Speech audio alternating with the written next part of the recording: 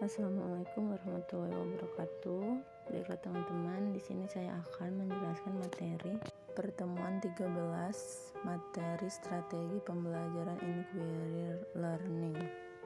Pada era sekarang ini, strategi pembelajaran yang diterapkan di sekolah dasar sangatlah beragam, di antaranya adalah strategi inquiry learning. Strategi pembelajaran inquiry ini lebih menekankan siswa untuk lebih berpikir kritis dan kreatif pada strategi ini, dan juga pada strategi ini guru hanya sebagai fasilitator saja yang mengarahkan siswanya dalam belajar. Pembelajaran inquiry memiliki beberapa karakteristik, di antaranya adalah menekankan pada aktivitas peserta didik secara maksimal untuk mencari dan menemukan, yang artinya menempatkan peserta didik sebagai subjek belajar. Seluruh aktivitas yang dilakukan peserta didik diarahkan untuk menemukan jawaban sendiri dari sesuatu hal yang dipertanyakan, sehingga hal tersebut diharapkan dapat menumbuhkan sikap percaya diri dan menempatkan guru sebagai fasilitator dan motivator belajar peserta didik, mengembangkan kemampuan berpikir secara sistematis, logis, dan kritis, atau mengembangkan kemampuan intelektual sebagai bagian dari proses perkembangan mental. Pembelajaran inquiry juga memiliki kelebihan dan kekurangan. Kelebihan dari strategi pembelajaran inquiry dapat mengembangkan self-concept pada diri siswa, sehingga siswa dapat mengerti tentang konsep dasar dan ide-ide pokok dengan lebih baik, membantu dalam menggunakan ingatan dan transfer pada situasi proses belajar yang baru, serta mendorong siswa lebih berpikir kritis. Kelemahan dari strategi ini adalah sulitnya pengontrolan kegiatan dan keberhasilan peserta didik. Model pembelajaran ini sulit dilaksanakan karena terbentur dengan kebiasaan peserta didik dalam belajar. Dapat dilihat bahwa pembelajaran inquiry sangat cocok diterapkan di SD, khususnya di kelas atas. Meskipun dalam penerapannya terdapat banyak kelemahan, tetapi tidak menutup kemungkinan bahwa metode ini dapat diterapkan di SD dan menghasilkan peserta didik yang dapat berpikir kritis dan logis dalam proses pembelajaran yang berlangsung.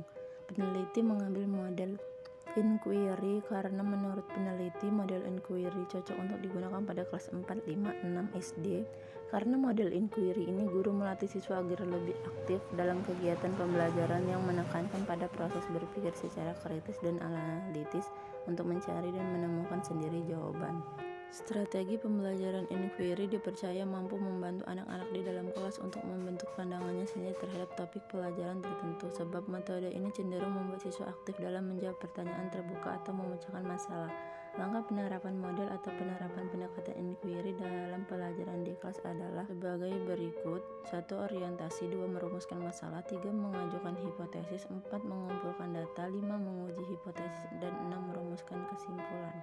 Inquiry terbagi menjadi 3 jenis berdasarkan besarnya intervensi guru terhadap siswa atau besarnya bimbingan yang diberikan oleh guru kepada siswanya. Ketiga jenis pendekatan inquiry tersebut adalah inquiry terbimbing, inquiry bebas, dan inquiry bebas yang dimodifikasi.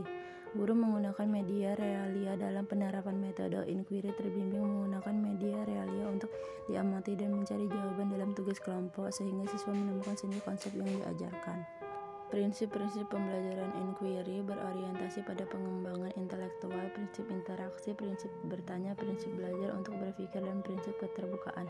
Metode pembelajaran inquiry bebas merupakan inquiry yang berpusat pada siswa, di mana siswa diberi kebebasan untuk menentukan permasalahan, untuk diselidiki, menemukan dan menyelesaikan masalah secara mandiri, merancang prosedur atau langkah-langkah yang diperlukan.